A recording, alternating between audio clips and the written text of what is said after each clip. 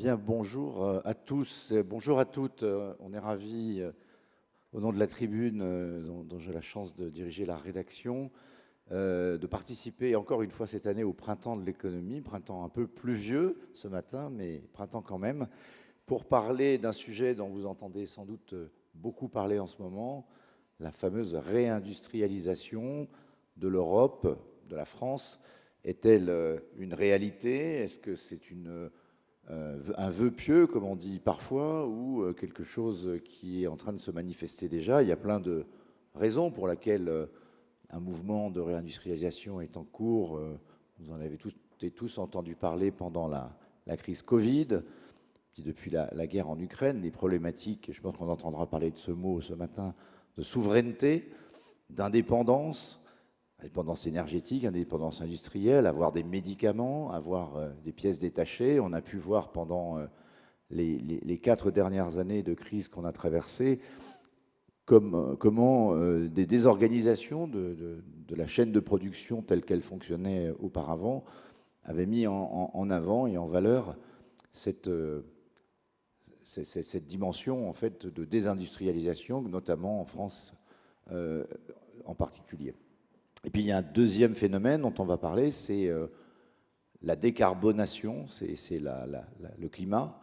Il faut en une dizaine d'années réussir à faire ce qu'on n'a pas pu faire pendant des siècles. Depuis la révolution industrielle, il faut passer à une économie basée essentiellement sur l'électricité, décarbonée donc. Et ça veut dire pour l'industrie en particulier énormément de changements, énormément d'investissements à la clé. Et puis je ne parle pas, vous en avez tous entendu parler, de l'intelligence artificielle et de l'arrivée des technologies. Elles arrivent aussi avec des robots, mais avec des technologies aussi nouvelles dans le monde de l'industrie. Et je pense que ce sont donc à la fois plein de risques, parce que si on ne se réindustrialise pas, on risque probablement comme on dit, de sortir de l'histoire, et en même temps plein d'opportunités, plein de métiers nouveaux pour tous les jeunes gens que vous êtes ici. Alors pour en parler, nous avons la chance d'avoir les meilleurs économistes de France, avec à ma droite Anaïs Voigilis, qui est docteur en géographie de l'Institut français de géopolitique, une grande spécialiste des sujets de réindustrialisation. Elle écrit parfois dans les tribunes, parfois dans les échos, mais on ne lui en veut pas. Élie Cohen, qui est de l'autre côté, qui est directeur de recherche au CNRS. Et enfin, je crois que tout le monde le connaît, Patrick Artus est une star mondiale, conseiller senior aujourd'hui chez Natixis, que je suis depuis longtemps, Patrick, dans ses fameuses notes, les notes qu'il écrit. Je ne sais pas comment il fait pour en écrire autant. En tout cas, bravo pour tout ce que tu as pu m'apprendre, Patrick, parce que j'ai beaucoup appris de l'économie grâce à toi, grâce à Élie aussi, bien sûr, mais je voulais le dire ce matin. Alors peut-être pour avoir un point de vue entre les différents intervenants, d'abord, peut-être essayer de répondre à cette question. Est-ce que, oui ou non, l'Europe peut se réindustrialiser? Est-ce qu'il y a des obstacles aujourd'hui qui font qu'on ne va pas y arriver, on a pris trop de retard? Ou est-ce qu'au contraire, comme j'essayais de le démontrer, on a des opportunités? Patrick, peut-être pour commencer, peut-être en donnant aussi quelques chiffres, si tu peux, pour la France. Avec le micro. Oui, bonjour à tous. Merci Philippe de tes mots d'accueil. Juste en introduction, bon, l'objectif de réindustrialisation, il est clair. Hein. Tous les pays de l'OCDE, pratiquement, ont un objectif de réindustrialisation. Il faut voir que tous n'y arriveront pas. Donc, il va falloir discuter l'opportunité pour l'Europe ou pour la France de se réindustrialiser. Quand on regarde les données de l'industrie, on a un sentiment assez curieux, puisque quand on regarde la production industrielle, soit en France, soit en Europe, la production industrielle a baissé. En Europe, dans la zone euro par exemple, elle est revenue à son niveau de 2016-2017. En France, elle baisse. Elle baisse enfin, très légèrement et en fait elle est revenue à son niveau de 2010 et donc on a une stagnation ou même un léger recul de la production industrielle et associé à une progression assez rapide de l'emploi industriel. Donc il y a un premier problème à élucider qui est le recul de la productivité de l'industrie. C'est-à-dire, si vous avez plus d'emplois et pas plus de production, forcément, il y a moins de productivité. Et donc, c'est un peu choquant parce que l'industrie, traditionnellement, était une source de gain de productivité. Donc, il faut peut-être qu'on passe une minute pour expliquer cette situation, ce paradoxe du recul de la productivité de l'industrie. Moi, je défendrai ce matin la thèse que et je suis assez impatient d'écouter mes deux camarades sur ces sujets, que la réindustrialisation de l'Europe ou de la France sera extrêmement compliquée. Et je vais faire une liste des points qui reviennent tous à dire que l'Europe, et en particulier la France, n'a pas d'avantage comparatif pour l'industrie, c'est-à-dire n'a pas de talent naturel pour être un grand pays industriel. Et alors cela résulte des formations et des compétences de la population active. Par exemple, il y a beaucoup moins de jeunes Français qui font des études, qui mènent à des métiers industriels d'ingénieurs, de techniciens que de jeunes Allemands. Hein. Il y en a plus de 2 fois moins. Cela résulte au niveau européen des coûts élevés des facteurs de production, le coût élevé du travail et depuis le début de la guerre en Ukraine, le coût élevé de l'énergie. Ça a provoqué, ce coût élevé de l'énergie, un mouvement de délocalisation de l'industrie européenne vers les États-Unis, où si vous prenez par exemple toute la chimie qui utilise du gaz naturel, la chimie a accès à du gaz naturel 3 fois moins cher aux États-Unis qu'en Europe, hein, ce qui fait un handicap de compétitivité très fort pour l'Europe. Ensuite, il y a un problème de faiblesse de la croissance européenne. Si l'Europe, globalement, n'a plus de gains de productivité, les États-Unis ont gardé des gains de productivité assez importants, et puis vous avez d'autres régions du monde, comme l'Inde, ou les pays d'Asie du Sud-Est, qui sont en croissance forte, et naturellement, vous localisez plus facilement des capacités industrielles dans une zone qui a une croissance forte de sa demande intérieure plutôt que dans une zone où la demande intérieure stagne.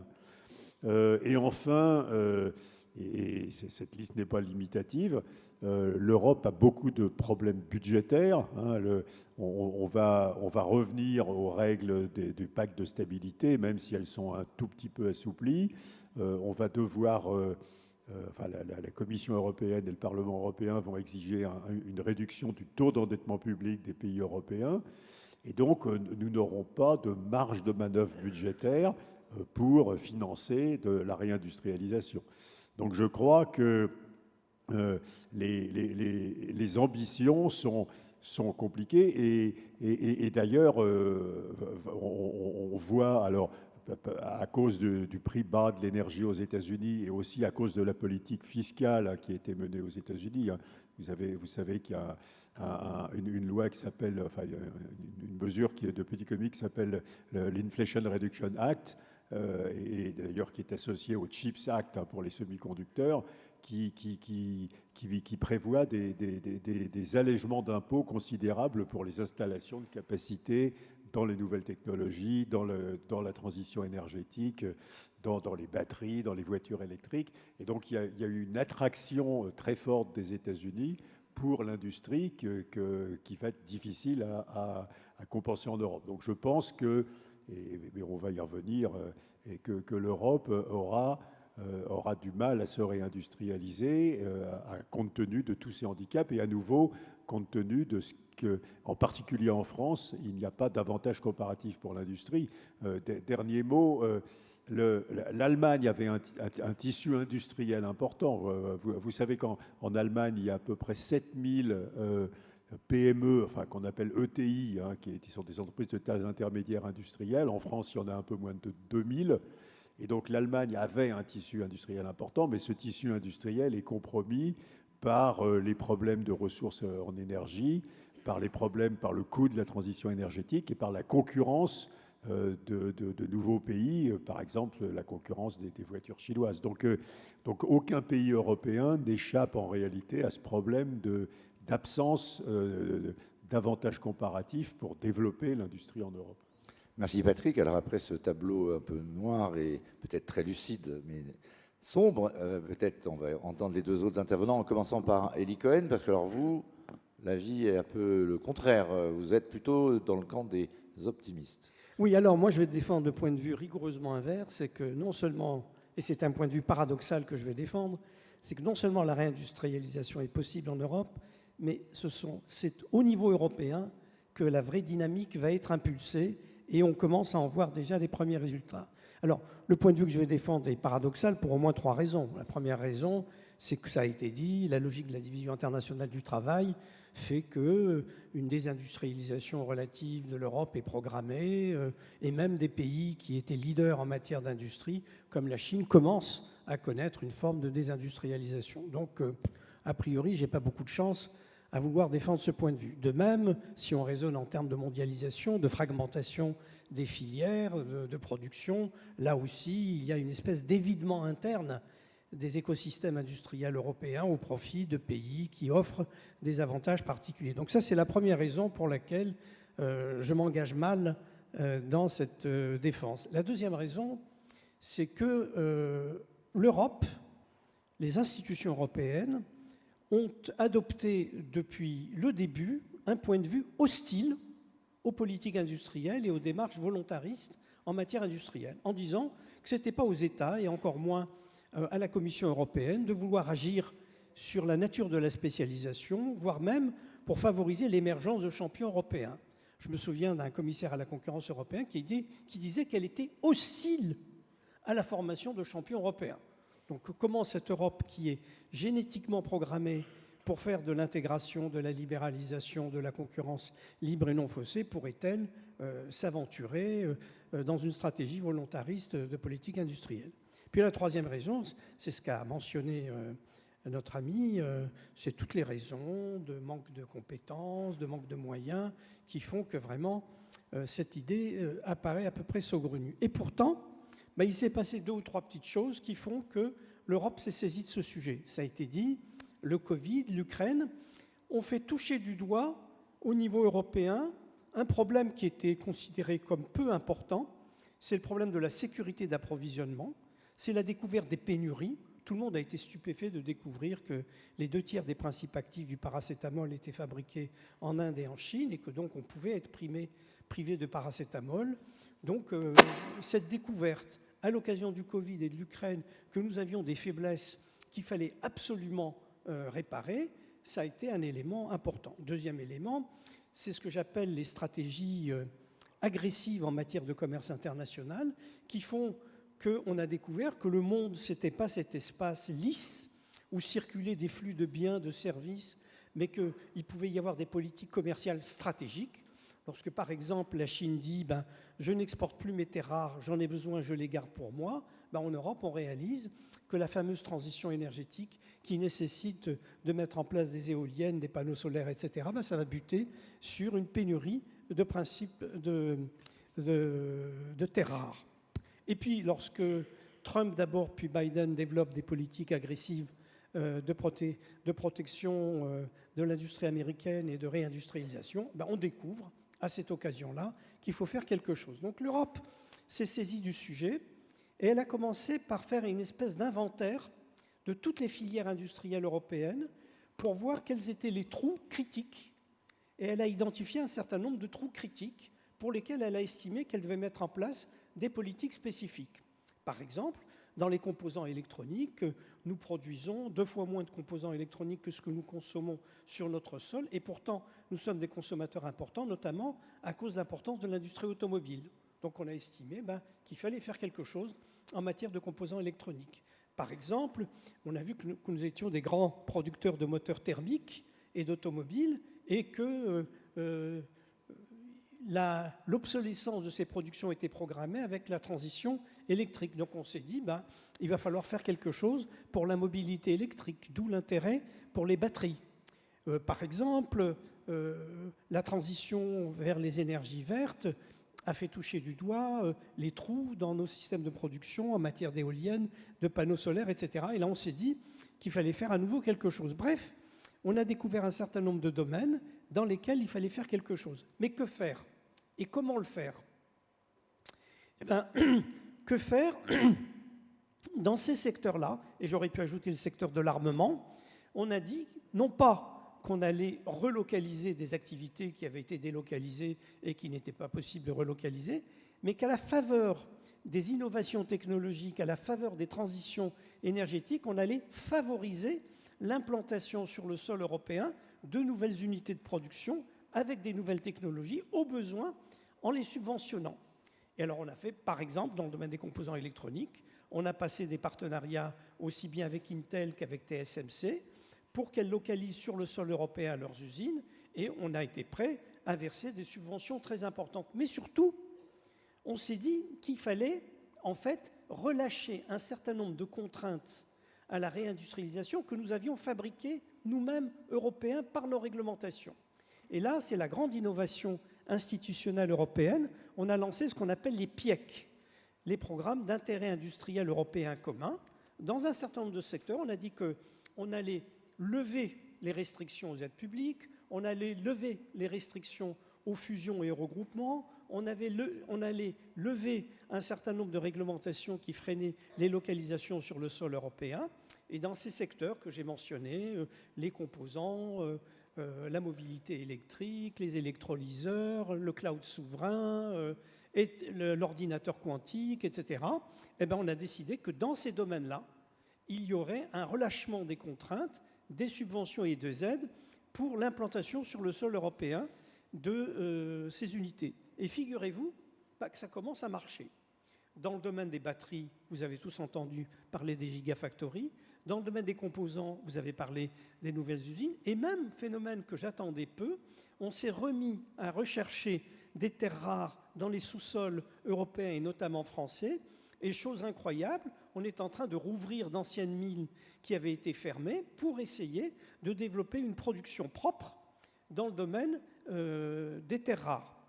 Et puis, à la faveur de la guerre ukrainienne, on est même en train de mettre en place un système quasiment colbertiste pour favoriser la naissance d'industries de défense sur le sol européen, c'est-à-dire qu'on mobilise les ressources de la recherche publique, de la commande publique, pour passer des contrats à long terme, pour favoriser la formation sur notre sol d'usines de matériel militaire. Et là, c'est ce qui est en train de se jouer actuellement avec le programme qu'essaye d'initier Thierry Breton. Donc, eh bien, il y a donc un certain nombre de domaines où quelque chose est en train de se jouer qui permet peut-être de ne pas désespérer totalement après l'exposé de notre ami. Merci, voilà. Merci Élie. Alors, on va essayer de voir si Anaïs va arriver à vous réconcilier. Alors, votre peut-être regard à vous sur ce qui a déjà été dit, parce que beaucoup a été dit, et votre sentiment, est-ce que donc vous faites partie de quel camp, Anaïs ? Je ne choisirai pas mon camp ce matin. Je comprends un peu les deux positions et vous allez me dire que je dois être normande à vouloir trouver un consensus entre les deux intervenants. La première chose peut-être qu'il convient de préciser et qu'on n'a pas dit, c'est que les situations industrielles en Europe, elles sont extrêmement hétérogènes, avec des bases industrielles qui n'ont rien à voir, des cultures industrielles qui sont très différentes. Quand on prend la France, l'industrie manufacturière, c'est 10% de points de PIB. On est plutôt aux alentours de 18-19% en Allemagne, 16% en Italie et au-delà de 20% dans les pays d'Europe de l'Est qui ont bénéficié de l'intégration européenne avec certains déplacements de chaînes de valeur dans ces pays. La deuxième chose, quand on parle de politique européenne, c'est de comprendre la concurrence qui peut exister entre les États membres et qui est à intégrer dans des logiques de réindustrialisation. On a des logiques de dumping fiscal. Donc, beaucoup de pays ont baissé leur fiscalité et notamment leur impôt sur les sociétés pour attirer des activités, notamment les activités de siège. Donc, c'est ce qu'ont fait les Pays-Bas, le Luxembourg, qui est presque assimilé à un paradis fiscal, l'Irlande. Et on a eu des phénomènes de dumping social. Donc, le dumping, c'est le fait d'abaisser des normes pour avoir un phénomène de compétitivité, de gain en compétitivité par rapport à d'autres. Je prends l'exemple de la Hongrie qui a largement baissé ses montants de prélèvements sociaux. Aujourd'hui, elle est en dessous de 20% de points de PIB en termes de prélèvements sociaux, quand la France est à 30%. Et ça s'est fait sur une période très courte. Et donc, nécessairement, ça a un impact quand on est dans une concurrence intra-européenne, notamment pour attirer des projets étrangers. On parlait des batteries pour véhicules électriques, on parle des semi-conducteurs, mais donc il y a une compétition au sein de l'Europe pour attirer l'implantation d'usines, et donc qui se fait par ces facteurs pour essayer de gagner des points de compétitivité par rapport aux voisins. La deuxième chose, c'est que la réindustrialisation, de fait, elle n'a pas le même sens quand on est en France et on part de 10 points de PIB, ou en Allemagne. L'Allemagne est en train de connaître aussi une désindustrialisation comme nous, en partant pas du même niveau. Si on ne considère pas les cultures industrielles, l'élément à préciser, on parle beaucoup des ETI en Allemagne. On oublie souvent que l'Italie a très peu d'entreprises de taille intermédiaire, beaucoup de PME, elle est positionnée sur des marchés de niche et elle arrive à avoir une base industrielle supérieure à la France, malgré qu'elle n'ait pas d'entreprises de taille intermédiaire. Et la France, c'est un pays de grands groupes. Et les politiques gaulo-pompidoliennes avec des stratégies de filière ont contribué à l'émergence de grands groupes. Donc les grands groupes, vous les connaissez tous, hein. C'est des Airbus, des Safran, des Thales, pour citer ceux dans l'aéronautique, des Michelin, et puis après beaucoup de grands groupes dans le domaine des services ou des utilities, donc tout ce qui va être traitement de l'eau, des déchets, comme des Veolia, Suez, Engie, etc. Et ces grands groupes français sont extrêmement puissants, mais se sont internationalisés, ont implanté des activités à l'étranger et ont pu le faire au détriment du tissu industriel français. C'est ce qu'on a pu observer dans l'automobile avec des phénomènes de délocalisation d'usines. Et quand vous délocalisez une usine qui assemble les véhicules à l'étranger, en général, vous emmenez avec toute la chaîne de sous-traitance. C'est ce qu'on a vu se produire dans les pays de l'Est ou vers l'Asie. A contrario, l'Allemagne, avec son tissu industriel composé de PME et d'entreprises de taille intermédiaire, avec une structure du capital des entreprises qui peut être différente, a plutôt joué le jeu du tissu industriel. Jusqu'ici. Maintenant, on est dans une crise énergétique, on a une évolution de la demande, on a une spécialisation allemande qui se fait concurrencer par les stratégies asiatiques et notamment en Chine, mais jusqu'à ici, c'était ce qu'on pouvait observer. La deuxième chose, je pense, qui est importante de regarder pour questionner la réindustrialisation et qu'on ne fait pas du tout à l'échelle française, c'est la question de la cartographie mondiale de la production et de la cartographie européenne. Il y a un certain nombre de domaines aujourd'hui qui sont des industries clés parce que mères des autres industries, comme l'acier. Nous sommes dans des phénomènes de surcapacité de production mondiale. Et ce que nous n'interrogeons pas dans notre stratégie de réindustrialisation à l'échelle française, voire à l'échelle européenne, c'est le risque de voir émerger des surcapacités de production. On attire beaucoup des capitaux étrangers avec les véhicules électriques. On a besoin d'usines de fabrication de batteries sur le sol européen. Ces usines sont en train toutes de sortir de terre avec différentes chimies. Donc la chimie, c'est ce que vous avez une batterie qui est au lithium, est-ce que vous avez avec du manganèse ou du cobalt ou autre. Vous avez différentes chimies et puis les chimies évoluent. Par exemple, pour essayer de se passer de matières premières critiques, la Chine est en train de travailler sur une batterie au sodium, donc à base de sel. Et ne pas interroger ce risque de surcapacité de production mondiale et européenne, c'est risquer d'avoir des déconvenues. Dans les batteries, si on ne fait pas attention à la stratégie chinoise qui est aussi d'attaquer le marché européen en s'implantant en Hongrie, on risque d'avoir investi beaucoup d'argent public et de ne pas finalement avoir eu l'effet de réindustrialisation et de création d'emplois qu'on avait. La dernière chose qu'on doit considérer, et donc pour ça que je ne prends pas position, parce que derrière la question de la réindustrialisation, il y a une question de volonté politique. Quand vous regardez la Chine, quand vous regardez les États-Unis, il y a une volonté politique.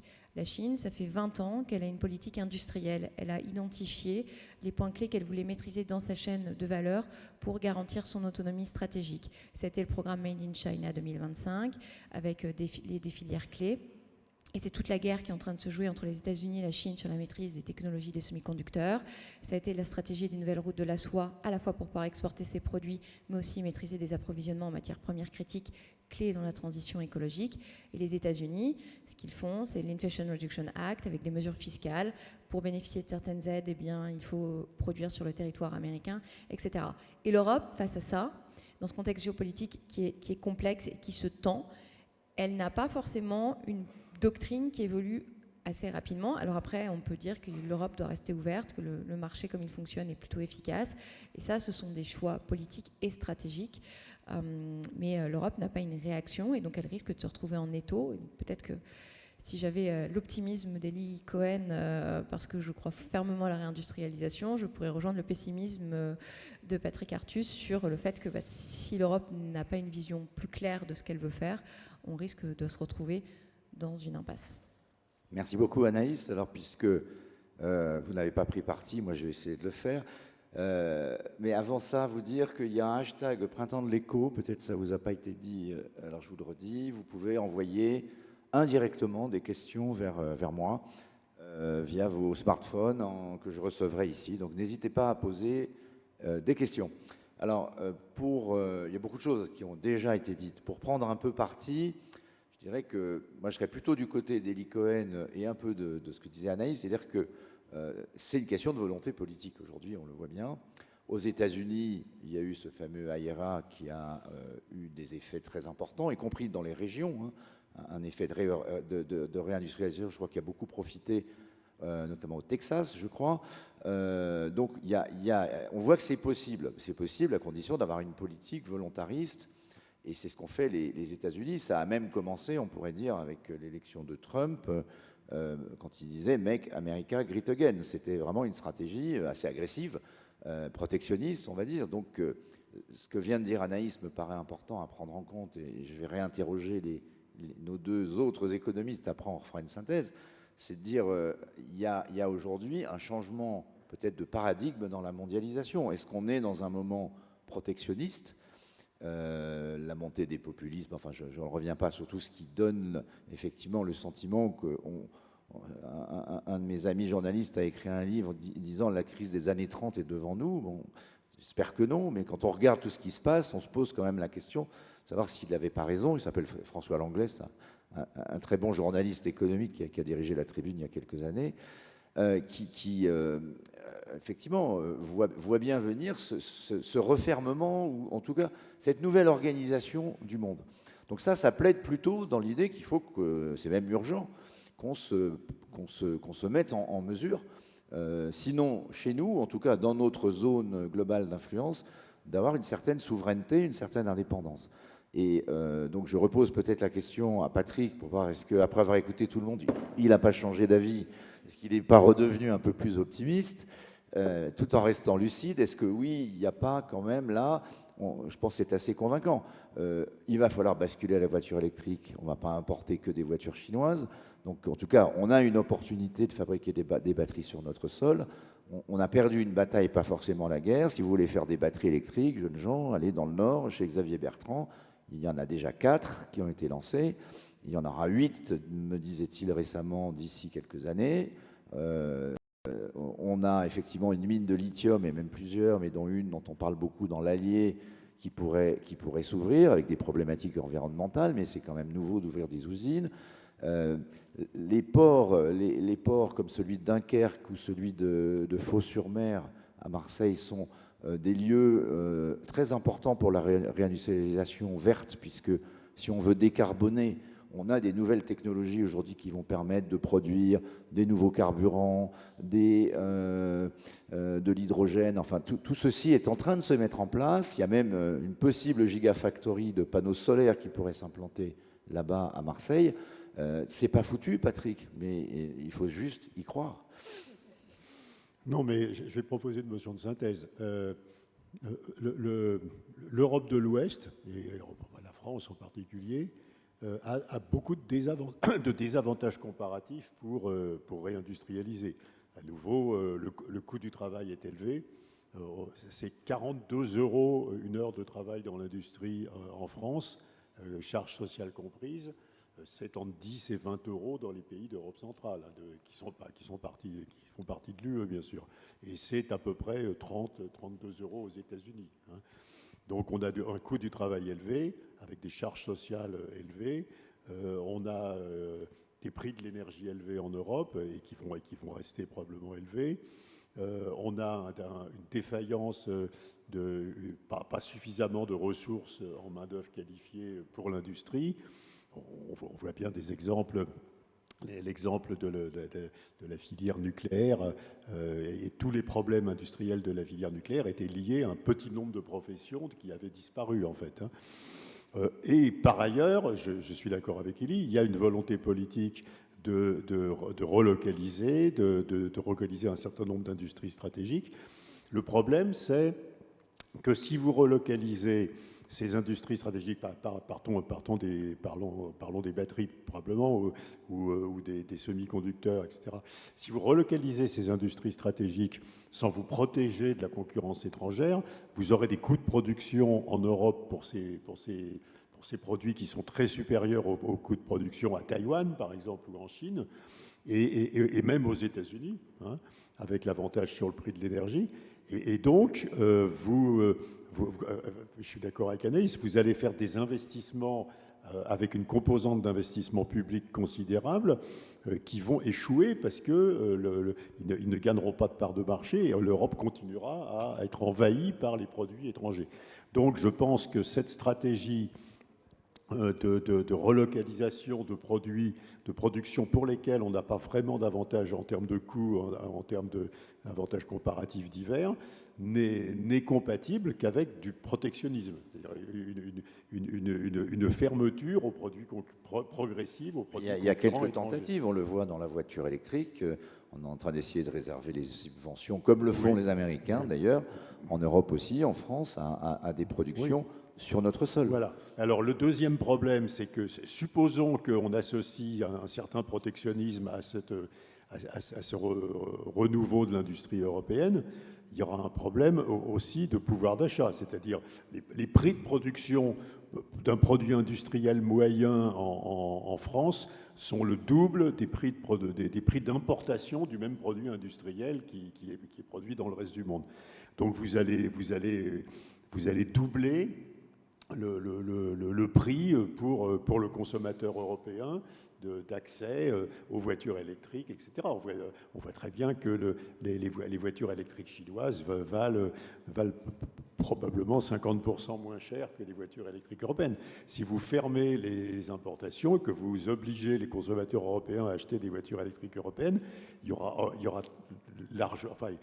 aura visiblement, clairement, un problème de pouvoir d'achat, de perte de pouvoir d'achat. Donc je reste... Donc vous ne changez pas d'avis. Non, je pense que... je pense que peut-être les pays qui vont profiter le plus de cette nouvelle politique européenne qu'Elie a bien décrite, ce sont les pays à faible coût du travail européen. Donc c'est probablement très profitable cette politique à la Pologne, à la Roumanie, à la Slovénie, mais je pense que cette politique est assez dangereuse, à la fois en termes de stratégie et en termes de pouvoir d'achat pour les pays d'Europe occidentale. Et le dernier point, c'est malheureusement que si cette stratégie doit être efficace, ça doit être une stratégie nationale. Par exemple, prenons les éoliennes. Il y a un producteur européen d'éoliennes qui s'appelle Vestas, qui est danois. On pourrait décider qu'on achète des éoliennes qu'à Vestas, qui sont des éoliennes européennes. Simplement, vous allez localiser les profits du marché de l'éolien au Danemark. Ce sont les salariés de Vestas au Danemark qui vont profiter du développement de l'éolien européen et les salariés français n'en profiteront pas. Donc vous êtes obligé, vous êtes obligé d'avoir une stratégie de localisation dans votre pays de ces industries pour que ce soit profitable. Et là, à nouveau, vous créez une inefficacité puisque ce serait probablement beaucoup plus efficace au niveau européen de fabriquer ces produits dans les pays à coûts salariaux faibles et de redistribuer le surplus qui vient de cette production. Mais cela est impossible dans le contexte institutionnel actuel. Merci, Patrick. Elie, alors est-ce qu'on pourrait passer du MAGA au méga, non, mais Make Europe Great Je vais Again. réagir parce que, en fait, je suis surpris, mais au niveau européen, on a bien pris la mesure du problème. Et en fait, la stratégie qui est déployée au niveau européen, ce n'est pas une stratégie de réindustrialisation par substitution aux importations. Ce qui est mis en place au niveau européen, c'est ce que j'appelle une stratégie du trépied. C'est-à-dire, ayant pris conscience des trous industriels au niveau européen, ayant pris conscience de notre dépendance grandissante, Ayant pris connaissance du phénomène de pénurie, c'est une stratégie à 3 volets qu'on essaye de déployer. Oui, il va y avoir une réindustrialisation partielle dans un certain nombre de filières qui ont été définies avec des subventions importantes. On a mentionné le cas des composants électroniques, des batteries. Oui, il y a une concurrence entre pays européens pour attirer ces investissements sur leur sol, et ça peut même prendre la forme d'une surenchère aux subventions. Mais ce n'est pas que ça. Il y a aussi l'idée que plutôt que d'importer de Chine un certain nombre de biens qui nous sont indispensables et que nous ne fabriquons pas sur place, il faut pratiquer une stratégie dite de nearshoring. C'est-à-dire, on va essayer de développer des partenariats avec des pays proches pour essayer de développer dans ces pays-là les biens dont on aura besoin pour importer, pour notre consommation, plutôt que d'aller les chercher très loin. Avec un argument, parce qu'on n'a pas tellement cité, mais l'argument quand même du climat, c'est-à-dire de décarboner, Exactement. y compris les coûts de transport Exactement. en matière de CO2. Exactement. Et c'est effectivement l'utilisation de cette ressource réglementaire Qu'on ne fait pas payer, qu'on pourrait faire payer par une taxe carbone plus élevée. Donc, premièrement, relocalisation partielle. Deuxièmement, stratégie de nearshoring. Troisièmement, stratégie de stock et de mise sous cocon de certaines unités de production. Par exemple, dans le domaine pharmaceutique, par exemple, dans le domaine de la défense, c'est l'idée que, il faut malgré tout augmenter les stocks, par exemple, de médicaments dans les hôpitaux pour être moins dans une logique de flux tendu et de dépendance extrême à l'égard de certains fournisseurs. Donc cette stratégie du trépied est une stratégie qu'on est en train d'essayer de déployer. Alors je crois que ce qui fait la difficulté de notre échange là, c'est qu'un certain nombre des politiques que nous mentionnons sont des politiques embryonnaires. Alors vous avez mentionné effectivement une espèce de protectionnisme sélectif dans le domaine de l'automobile. C'est vrai que si on laissait les véhicules circuler librement, BYD ferait un malheur et interdirait le développement d'une industrie du véhicule électrique en France ou en Allemagne. Ben simplement, on ne laisse pas faire. On encadre ces importations, on les limite, on développe même cette politique du véhicule électrique européen peu cher, fabriqué sur notre sol et que les gens pourraient acheter grâce à des subventions ou des procédures de location. Je veux dire, il y a une espèce d'inventivité qui est mise en place pour faire en sorte qu'on n'accepte pas la situation de dépendance simple qui verrait les pays européens dépendre des importations de Chine. Il y a un élément qui a été soulevé par Anaïs qui me semble très important, c'est le phénomène de la surproduction industrielle chinoise et des risques que ça comporte, effectivement, de submersion européenne du fait des surcapacités chinoises, des surexportations, etc. Là aussi, une fois qu'on a identifié ce risque, à nous de trouver les dispositifs pour éviter cette submersion. Mais Patrick a raison, si on était dans une pure logique de libre-échange, d'optimisation des flux, d'avantage du consommateur, eh bien, ces stratégies volontaristes européennes ne pourraient pas marcher. Je dirais le génie de l'affaire, c'est d'essayer différents dispositifs pour répondre à ce risque que j'identifiais tout à l'heure comme étant le risque de désindustrialisation majeure de l'Europe. Et je vois dans le domaine de l'industrie de défense quelque chose, comme je disais tout à l'heure, d'assez nouveau et d'assez original.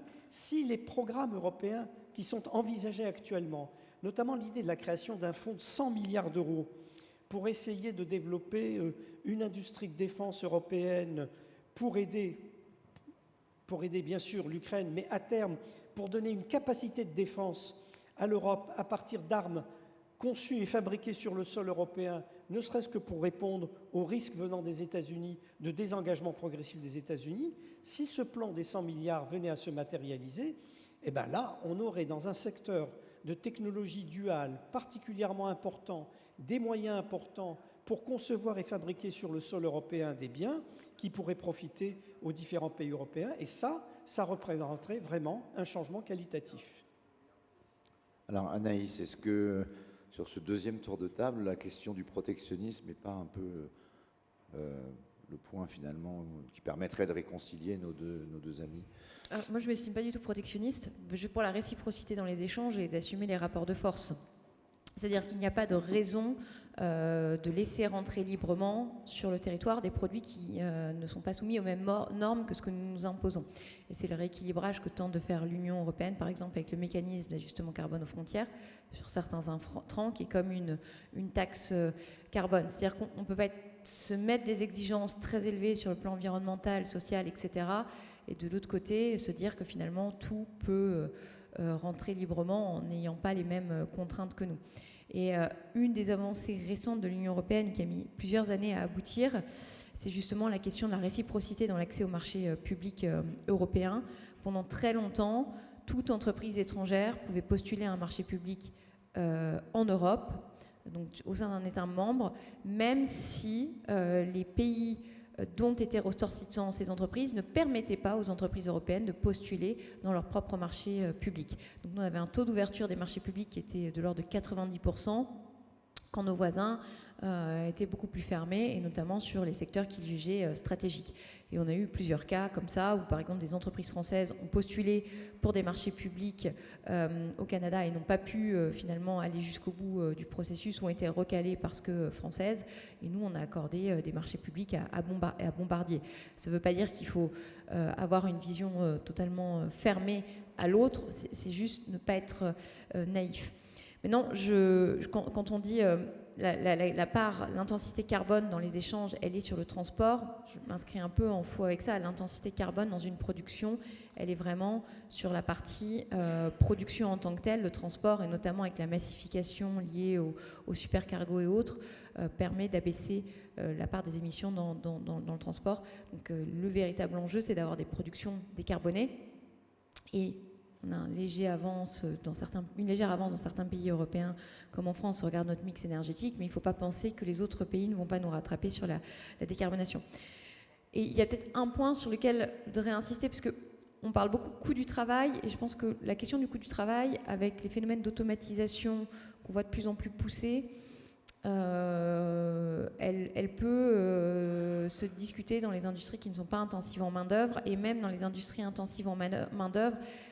La question qui se pose quand on regarde des produits à gammes égales, c'est aussi la question de la répartition des marges. Si je prends un exemple, le volume de marge, si je prends un exemple dans le textile, enfin, l'habillement, on a tendance à dire que les produits français ne sont pas compétitifs. Tout dépend par rapport à quoi on les compare. Si vous comparez des marques françaises comme 1083, le slip français, l'atelier Tuffry qui font de l'habillement, à un Chine ou un Zara, il est évident qu'ils ne seront jamais compétitifs. Mais pour des questions environnementales, ce n'est pas les choix de production que nous devons assumer sur le long terme. Par contre, si vous les comparez à des gammes égales comme du Levi's pour les jeans, vous vous rendez compte que ce sont les mêmes prix. La question, c'est que vous en avez un qui est fait au Vietnam avec des gens qui vont être payés 2 € de l'heure, quand vous en avez d'autres qui sont payés en France à 40 € de l'heure. Enfin, moins de 40 € de l'heure, parce on est quand même sur des salaires qui en général sont au SMIC. Et là, ce qui est intéressant de regarder, c'est que dans un premier temps, le fait de relocaliser a un impact sur l'inflation, mais sur le temps long, c'est aussi garantir la soutenabilité de notre modèle social. Parce que finalement, aujourd'hui, on a fait le choix d'une économie de services, et on exporte énormément de services en France vers l'étranger, alors qu'on a une balance des biens qui est largement déficitaire. Mais la question d'une économie de services n'a pas permis d'endiguer et de créer suffisamment d'emplois qualifiés que ce qu'on aurait pu l'espérer, et pose la question sur le temps long de la soutenabilité de notre modèle social, ce qui n'exclut pas des réflexions sur des réformes ou non à opérer. Et dernier point sur lequel je veux vraiment insister, parce que je suis très sensible, pardon, je suis trop longue, c'est la question de l'énergie. Ça, c'est un véritable sujet. Le déficit de compétitivité de l'Europe est en train de se faire sur la question énergétique, comme l'a rappelé Patrick Artus. Et si on veut, d'une part, assumer une politique de réindustrialisation, mais surtout assurer la transition écologique, parce qu'une grosse partie de la transition écologique repose sur l'électrification des procédés et des usages, il faut assumer d'avoir une politique en matière énergétique et en matière électrique qui permettent d'être compétitifs. Or, aujourd'hui, ce qu'on voit en termes de prix de l'électricité fait que non seulement ce n'est pas compétitif pour réindustrialiser, mais en plus, ça ne l'est pas pour assurer la transition écologique, puisque les prix sont beaucoup supérieurs au gaz. Je regarde à l'instant T, je suis à 25 € du mégawattheure pour le gaz, je suis entre 70 et 80 euros pour l'électricité, avec des fluctuations. Si vous regardez au spot, là je parle sur des marchés moyen terme, je dois pouvoir tomber à 60 euros du mégawattheure en électricité. Face à un 25 euros de gaz, le choix est relativement vite fait pour une opération de transition écologique. Bon, alors c'est clair qu'on est en train de faire ce mouvement de réindustrialisation avec des boulets aux pieds. On a des avantages comparatifs négatifs, vous l'avez dit Patrick, que ce soit les salaires, que ce soit le prix de l'énergie. Alors je voudrais essayer de dire, encore une fois, de prendre le côté optimiste. L'arrivée de l'intelligence artificielle, de la robotique, alors on dit que la productivité s'est effondrée, effectivement, mais est-ce qu'on la mesure bien? Est-ce qu'on n'a pas est-ce qu'on a droit à une deuxième chance en matière de productivité grâce à l'arrivée des nouvelles technologies? Et puis, vous en avez un tout petit peu parlé tous les trois, et je crois qu'on est devant tous ces jeunes gens, il faut peut-être leur dire, par la formation, par les compétences. On a aujourd'hui quand même réussi, pour une fois en France, une politique a réussi sur l'apprentissage, et elle se dirige beaucoup vers les métiers de l'industrie. Il y a, malgré l'aspect pessimiste qu'on aurait pu vous donner de cette table ronde, il y a quand même un certain nombre de métiers de l'industrie qui recrutent. Ils recrutent même énormément. Rien que pour la France, je crois que c'est pas loin de 300 000 emplois qui vont devoir être renouvelés dans les quelques prochaines années. Vous avez parlé de l'énergie. Il y a le secteur nucléaire qui est en train de se reconstruire et qui aura besoin de 100 000 emplois pour construire les 6 à 14 centrales nucléaires qui vont arriver, qui vont sortir de terre si le plan va au bout d'ici une trentaine d'années. C'est quand même des perspectives qui ne sont pas si négatives, en tout cas pour des jeunes gens qui voudraient devenir ingénieurs et qui se diraient que l'industrie offre encore des perspectives. Patrick. Je voudrais faire d'abord une incidente avant de répondre à ta question sur la théorie de la protection des industries naissantes qu'a utilisé Elie. Cette théorie était beaucoup appliquée aux pays émergents. Si vous êtes un pays émergent et que vous devez développer une industrie quelconque, si vous ne protégez pas lorsque vous commencez à développer cette industrie ne se développera jamais parce qu'elle sera toujours plus chère que les produits importés correspondants.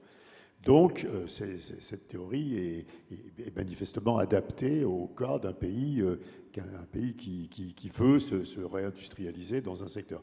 Le problème, c'est que cette théorie dit que le handicap de coût initialement subi quand vous créez une industrie qui n'existe pas dans un pays, c'est un handicap lié aux économies d'échelle. Vous êtes plus cher parce que cette industrie est toute petite, et cette industrie, progressivement en se développant, va devenir compétitive et vous pourrez lever la protection dont doit profiter initialement cette industrie.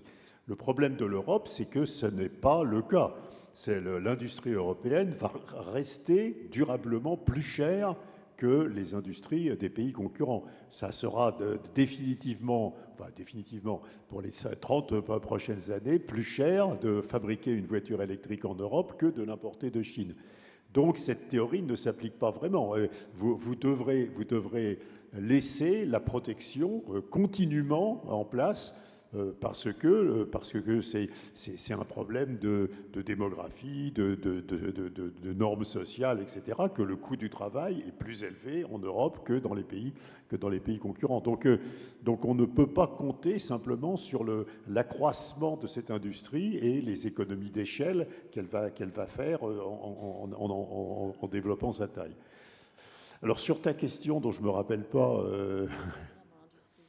Est-ce qu'on a une seconde chance en matière de productivité avec la formation et avec l'intelligence artificielle? Alors l'IA, nous avons quelques travaux académiques sur l'effet de l'IA, alors par exemple des travaux qu'a fait Philippe Aguillon avec quelques co-auteurs, et ces travaux montrent qu'une entreprise qui utilise intensément l'intelligence artificielle gagne des parts de marché et devient plus productive.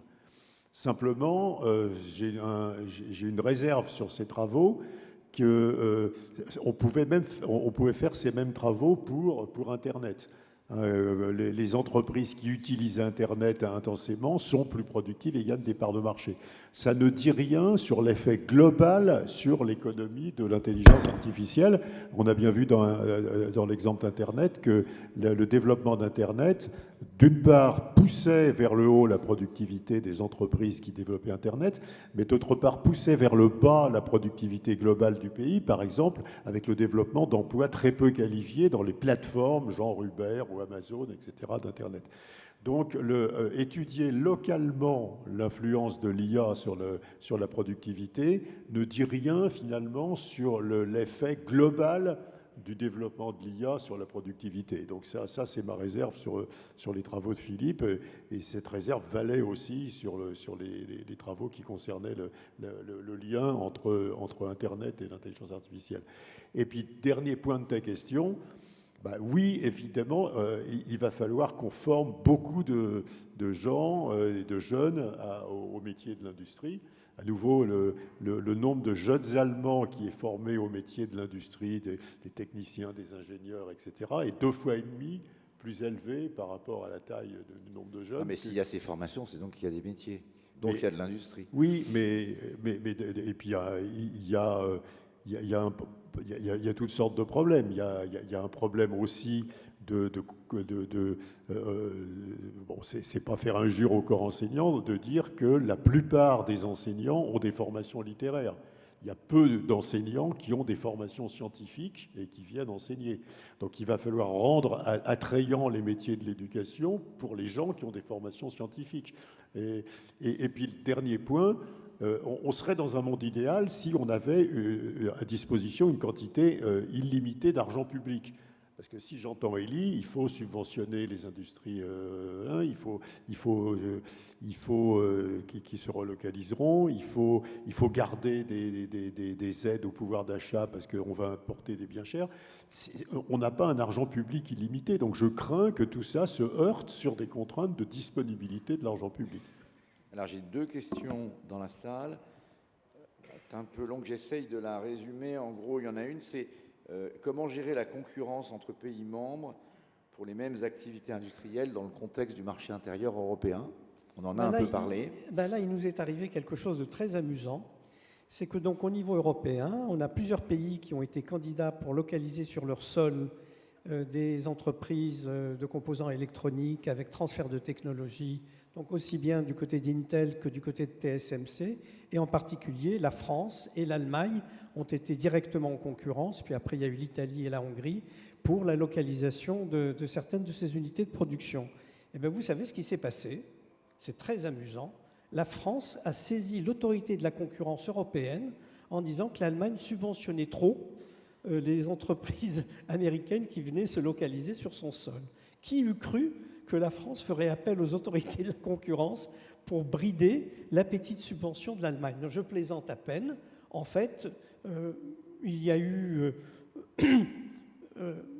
un accord qui a été assez vite trouvé parce que finalement, il y a 3 grandes usines qui vont s'installer en Europe, une en France, une en Allemagne, une en Italie. Et au fond, compte tenu des besoins considérables de l'Europe en matière de composants électroniques et du retard qui a été accumulé, subventionner 3 usines avec des partenaires étrangers est quelque chose qu'on a été capable de gérer. J'ai une autre question de Sirius. Comment l'Europe voit l'industrie? Pourquoi n'y voit-elle pas un enjeu aussi central que la Chine et les États-Unis? D'où viennent? Donc c'est plutôt une question sur la culture industrielle. Peut-on être une puissance même moyenne sans industrie? Dans un tel scénario, sur quoi se baserait la puissance et le droit à la parole au niveau international? Donc est-ce qu'en gros l'industrie est un élément aujourd'hui de la puissance géopolitique? La France est un pays tout trouvé pour répondre à cette question. La France est l'un des rares pays qui a pensé très tôt les questions de spécialisation industrielle en termes de souveraineté industrielle. Airbus. Voilà, Airbus, et puis même avant ça, le général de Gaulle, à la Libération, constate la dépendance de la France en matière pétrolière, en matière de télécom, en matière de transport, et l'un des objectifs majeurs, l'un des points cardinaux de la politique qui va être fixée après-guerre, mais qui sera surtout mise en œuvre après dans la période 58-74, c'est l'idée de conquérir la souveraineté industrielle dans un certain nombre de domaines. Et on a mis en place ce que j'ai appelé, moi, dans un de mes premiers livres, le colbertisme high-tech, c'est-à-dire on a mis en place des organes de recherche publics qui permettent d'aider ensuite par transfert de technologie à la formation de champions nationaux qui eux-mêmes vont pouvoir se développer grâce à de la commande publique, qui assurés d'un plan d'activité par la commande publique ont pu se diversifier et s'internationaliser. Et c'est toute cette filière qu'on a mise en place d'abord dans les télécoms, puis dans l'aéronautique, puis dans le ferroviaire et qui sont à la base de la spécialisation industrielle française. Alors la question, c'est qu'à partir du moment où la logique d'intégration européenne a commencé à prendre le dessus, ces politiques de préférence nationale n'étaient plus possibles. La France a tenté longtemps de transposer ce modèle au niveau européen sans succès. Et toute la question, c'est est-ce qu'actuellement, dans les circonstances politiques et économiques nouvelles, on aura plus de chances d'avoir des embryons de politique européenne intégrée qu'on n'a pu le faire par le passé? Donc la réponse au MAGA, c'est un colbertisme européen, si j'ai bien compris. Peut-être pour terminer, parce qu'il nous reste juste 5 minutes avec Anaïs, parce que je vais profiter du fait que tu es géographe. On n'a pas parlé des territoires. L'industrie, c'est quand même extrêmement important pour l'aménagement des territoires. On en a un peu parlé. Vous parlez des 7000 ETI allemandes. Elles suivent extrêmement bien le territoire. Et dans chaque grande ville allemande, il y a son industrie, son entreprise. En France, on a beaucoup désindustrialisé. On en a parlé au cours des dernières années, évidemment trop. Et on a vu les conséquences sur les territoires. Donc, est-ce que par une politique, effectivement, d'aménagement du territoire il y a aussi une compétition interne au territoire, hein, je sais que dans le Nord, dans les Hauts-de-France, ils se sont battus pour obtenir leur gigafactory face à quelques autres qui étaient. Donc, est-ce qu'il y a, du point de vue de la réindustrialisation des territoires, un enjeu aussi politique, un enjeu aujourd'hui de redonner de l'espoir à des territoires qui sinon sont aujourd'hui des déserts d'emploi? C'est une très bonne question. Et d'ailleurs, ce qui est intéressant, c'est qu'il est intéressant d'avoir des phénomènes de spécialisation d'un territoire et qu'un territoire maîtrise différents points de la chaîne de valeur. Et en même temps, quand on regarde la très forte concentration qu'il va y avoir des gigafactories, on peut se questionner sur la pertinence au regard de la disponibilité des ressources. Ressources, c'est les personnes qui vont travailler dans les usines, mais c'est aussi la question des logements, c'est aussi la question de la disponibilité énergétique et d'autres ressources aussi fondamentales que l'eau. Et plus vous allez concentrer des industries très consommatrices de ressources sur un espace restreint, plus vous risquez d'avoir ces problèmes de tension sur l'accès à la ressource. Et donc, dans une logique d'aménagement du territoire, il est intéressant de comprendre quelle tension on fait peser avec l'industrie et comment est-ce qu'on peut équilibrer ça au sein des territoires. L'industrie a une force, je dirais deux forces par rapport à d'autres secteurs. La première, c'est qu'elle peut s'implanter un petit peu partout et en général, elle le fait dans des endroits où il y a les ressources qui répondent à ses besoins. Hein. C'est aussi des questions d'infrastructure. Et elle a un effet d'entraînement sur l'économie qui est peut-être plus fort qu'une économie de services, puisqu'en général, un groupe industriel a des sous-traitants, donc elle génère des emplois indirects qui eux-mêmes vont générer de la fiscalité et de la consommation, comme le font les emplois directs, ce qui génère des emplois induits, puisque avec la consommation, vous allez avoir des emplois dans les services qui vont se créer, des emplois dans le secteur public, etc. Et donc, elle a un véritable effet d'entraînement sur l'économie. Et ce qu'a l'industrie par rapport à d'autres secteurs, c'est qu'elle favorise la diversité sociale et de parcours. Alors, on parle des formations, de formation d'ingénieurs, etc. Mais quand vous regardez dans une usine, vous avez une diversité d'horizons et de parcours que vous avez plus rarement dans les activités de service, où vous avez en général une homogénéité des profils, que ce soit en termes de niveau de formation ou d'origine sociale, même si le point origine sociale, bon, on pourrait le discuter peut-être beaucoup plus. Et donc, elle permet d'avoir une mini-représentation de la société et peut-être de casser le phénomène de bulle qu'on est en train de construire, où finalement, bien, on a des communautés qui n'arrivent plus tellement à communiquer puisqu'elles ont beaucoup moins d'interaction, alors que le cadre de l'entreprise peut être un phénomène d'interaction par rapport à la diversité. Et je terminerai avec une note positive, puisque je ne voudrais pas vous déprimer sur ce que la France et l'Europe peuvent faire. L'industrie est une réponse, l'industrie est nécessaire pour des questions de souveraineté, mais il vous revient aussi à vous, en tant que citoyen, futur professionnel, de vous emparer de ces questions par les formations que vous allez faire et par les emplois que vous allez choisir, mais vous avez les moyens de contribuer très concrètement à la société qu'on veut bâtir, parce qu'avec travers la question de l'industrie et de la réindustrialisation, et je trouve que c'est très important de sortir le débat de l'industrie purement d'un débat technicien, est-ce qu'on peut ou est-ce qu'on ne peut pas, la question fondamentale, c'est l'industrie est un outil au service d'un projet de société. Et en tant que citoyen, il revient à chacun de contribuer au projet de société qu'on veut construire, et même très jeune, il faut que vous empariez de ces sujets pour comprendre comment ça peut contribuer à assurer la pérennité de notre société dans les années à venir, et de nous donner les moyens de choisir ce qu'on veut faire en tant que société et de financer les valeurs et le modèle social auquel on peut être attaché. D'autant que l'industrie ou les usines d'aujourd'hui, ce n'est pas les usines de Germinal. Peut-être en dire un mot, Élie et Patrick. Qu'est-ce qui pourrait encourager tous les jeunes gens qui sont là, malgré tout ce que vous avez pu dire, les uns positifs, les autres plus négatifs, l'autre plus négatif, aller vers l'industrie, ça reste quand même une bonne idée dans le monde l'industrie futur. aujourd'hui, c'est de la technologie, c'est de l'intelligence organisée, c'est la transformation d'idées, de recherche en produits et en services. C'est vraiment la grande machine à transformer des idées en richesse. Patrick, le mot de la fin, un peu positif. Oui, non, mais Forcez-vous. Dans un monde idéal, il y aurait beaucoup plus de jeunes qui choisiraient de se spécialiser, de faire des études débouchant dans des emplois industriels. Il faut je parle beaucoup dans des lycées, donc des jeunes de votre type. Il y a toujours une version très obsolète de l'industrie. Pour la France, l'industrie, c'est sale, ça pollue, etc. Visiter effectivement une usine de TSMC ou les usines qui se construisent autour de Grenoble, c'est une navette spatiale, quoi. C'est pas du tout l'industrie, dont on avait l'habitude traditionnellement. Et donc, ce doit être des métiers attrayants. Et ce sont des métiers, en plus, qui sont payés 30% plus cher que les métiers de service. Donc, normalement, l'industrie devrait attirer. Il y a une réticence de l'ensemble du corps social français à réinvestir l'industrie. Et je crois que c'est une grave erreur. Et donc, on peut avoir espoir qu'avec cette nouvelle vague d'industrie qui sera extraordinairement propre et peu polluante, cette réticence à travailler dans l'industrie disparaîtra.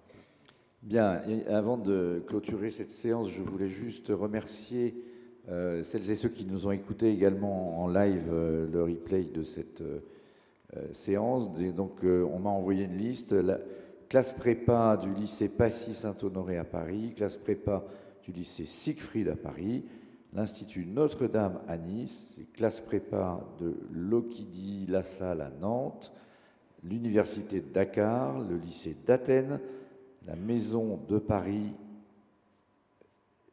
je ne sais pas, de retraite, bon, c'est super, c'est pas le même âge, mais c'est bien aussi, et les étudiants de Swansea au Pays de Galles. Merci à toutes et à tous et bravo à nos intervenants.